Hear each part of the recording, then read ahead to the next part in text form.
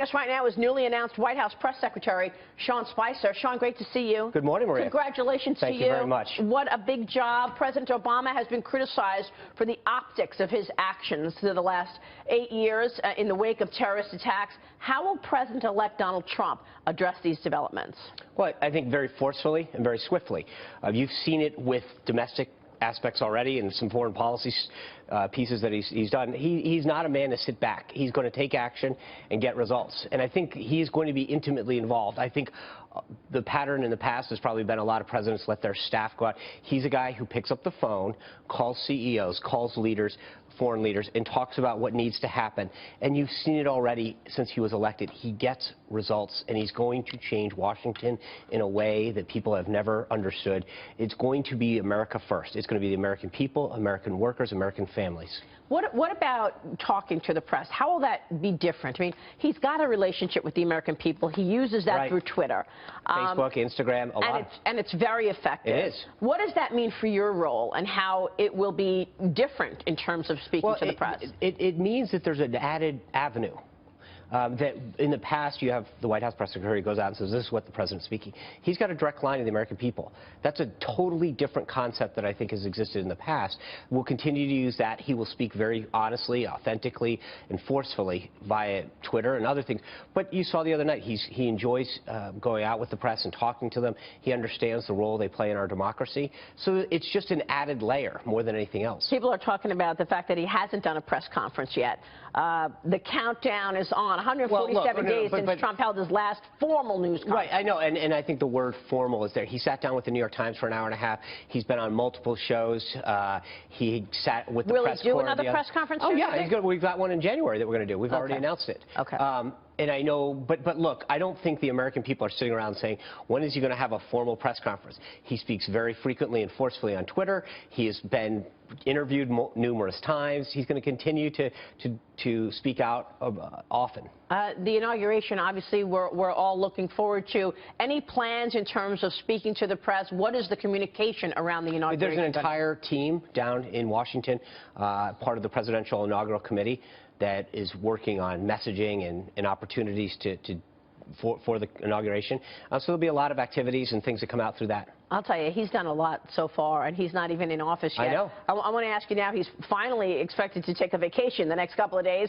I don't think he doesn't Look, I will tell you this. He will never take a vacation. He is, you look at what he can't sit still. He is so eager to get things done and change things up. There is never an idle moment. And so there is not going to be the word vacation. Will not exist in a Trump administration. Well, this is where I was going with this. The President-elect is set to golf with Tiger Woods today.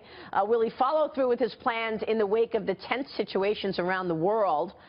Because we know that President Obama has been criticized. You had all of these terrorist attacks this week, and President Obama is golfing in Hawaii. What does Donald Trump have to say about that? Well, I think there's a difference. He's not president yet, and if you look at the flurry of meetings the guy he's had, the president-elect has met with over 100 individuals for positions. He's briefed daily by his staff on national security and other issues, staffing requirements. He's talked to, almost 100 foreign leaders. So he is kept extremely busy. But yes, once in a while he will play a round of golf, especially during the time before he assumes the office. Why is he golfing with Tiger Woods? Are they just friends? They're friends. Okay. Yeah.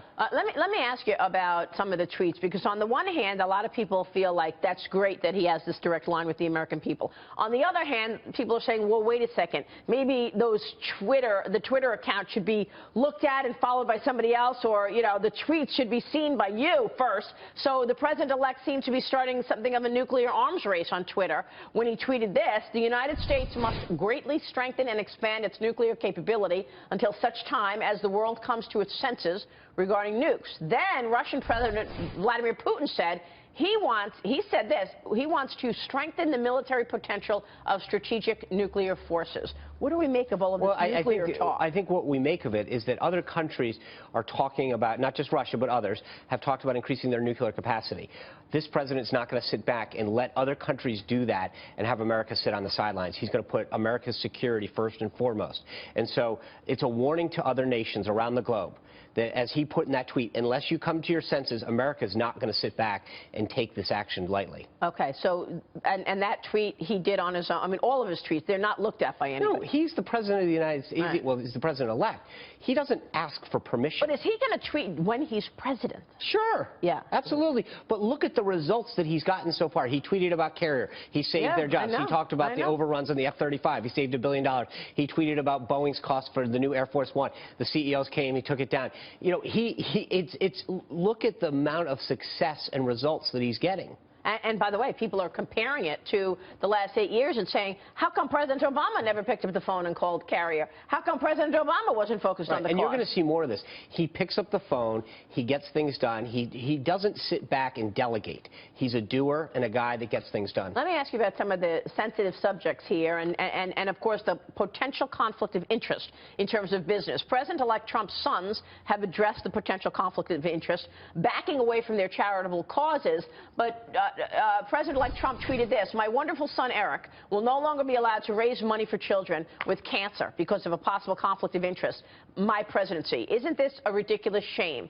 He loves these kids, has raised millions of dollars for them, and now must stop. Wrong answer. When can we expect the president-elect to address some of his own, the role in his business? Well, he's talked about, we're going to have an event in January. We'll lay it all out. But I think the point that he's getting at is, you look at the work that Eric Trump has done for St. Jude's. He has been a tireless advocate to raise money to help St. Jude's and these children and families who are dealing with children with cancer.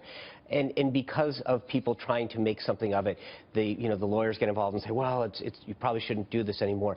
It's sad because he has done, Eric and the rest of the children have really spent a lot of time helping particular causes and making people who are facing challenging situations, whether it's cancer or otherwise, and now they have to rethink that. And that's unfortunate that people can't that understand that there is a difference between, fundraising for sake and helping children with cancer, or in Don Jr.'s case, helping preserve the environment and conservation efforts. Yeah, it really is a shame, actually. But this is a different situation than anybody has seen in the past. Business as usual is over. Exactly. Sean, it's great to see you. Thank Congratulations. you. We'll be watching.